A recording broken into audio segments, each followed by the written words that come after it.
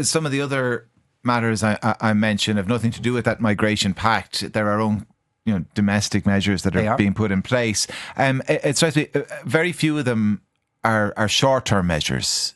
We're talking about massive expansion in kind of state-owned property, but the timeline for that is 2028. We're talking about kind of rapid builds. Now, it's easy to say kind of rapid.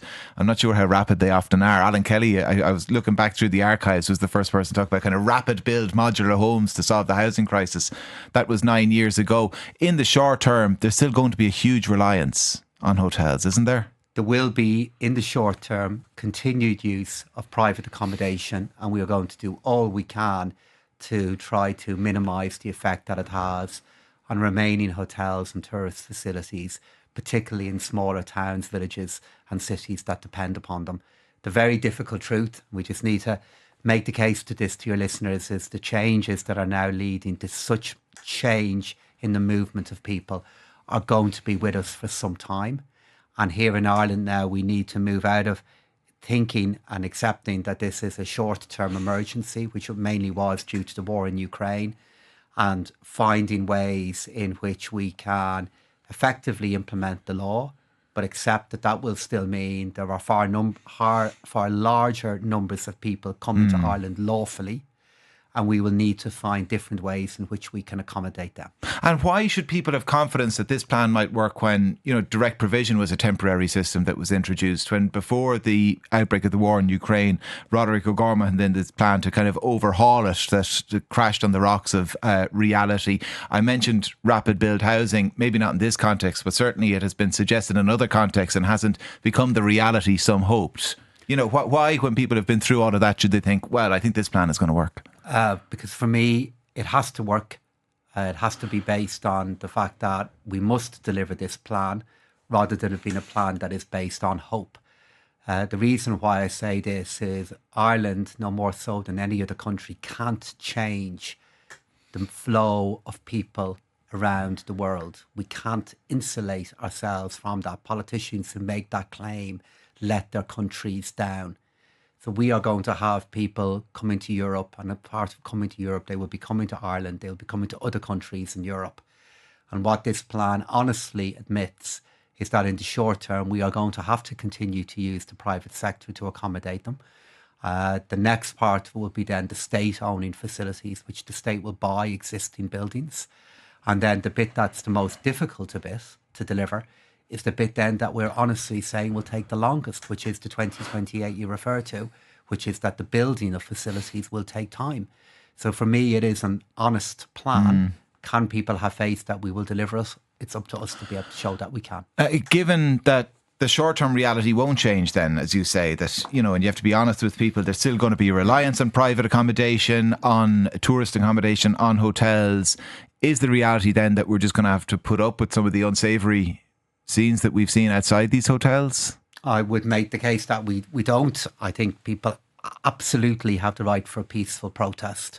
I have seen much protest that is entirely peaceful, but any behaviour that is intimidatory, either to those who are in facilities or to the communities within which the facilities are located, should not be tolerated, in my view. Do you worry that there is a kind of an orchestrated attempt to intimidate, and not just the people in them, not just the people running them, but policymakers, politicians, NGOs, people in the media? A lot of people would have seen, and he didn't want to make himself the story, so I'm not going to use his name, but a journalist in RTE last night, the focus of an awful lot of unwanted attention at one of these protests. Yes, there are efforts made to intimidate politicians and increasingly journalists. Is it coordination on a national level? I don't know about that. I fear it might be, but it's certainly coordinated at the events themselves.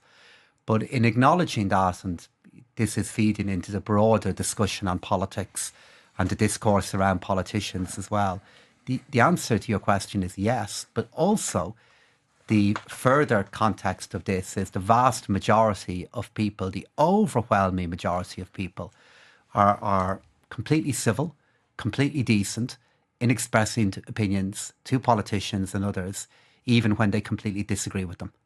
And I think we do a disservice to the overwhelming majority of people in our country who recognise the role of politicians and journalists, even if they don't always like us. They recognise the role we have.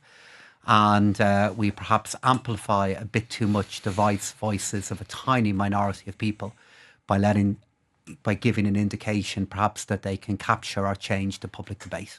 I mentioned at the outset, it has been a big week in politics, domestic politics. Why did you decide not to run for the leadership of Fine Gael? Well, I've been asked this question for years about do I want to be Taoiseach or party leader. I always said the answer to that question is no.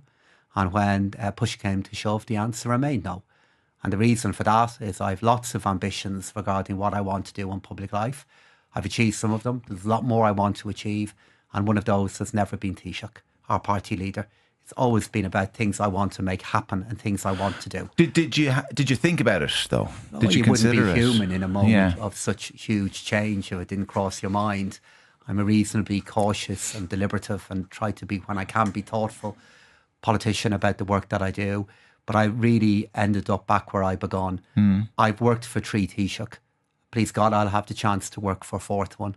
I see what's involved in the job in being a Taoiseach or party leader, and my ambitions, in truth, have always lied elsewhere. And why? What is it about the job of being leader or Taoiseach? I think it's more about the objectives of what you can achieve.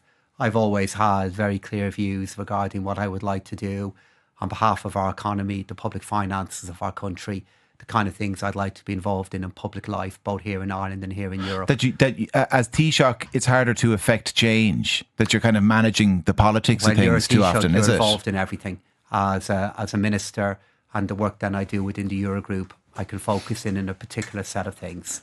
And there are broader trade-offs in terms of your private life, other things that you can do, all of which you lose when you become party leader, let alone Taoiseach. That's why it's never been an ambition, Ciarán. And when push came to shove, as I said, it still turned out not to be. Will you definitely run in the next general election? Yeah. Are you sorry, or would you be sorry to lose out on your current ministry in a cabinet reshuffle? This is the point at which I'm going to try to be diplomatic, Ciarán. I've been involved in these moments before. The Taoiseach has the new Taoiseach will have an incredibly difficult set of decisions to make. I'm not going to make them any harder for him. I'm not going to be out lobbying in public. I'm not going to be making the case for what I do and for what I should be doing. It's up to him.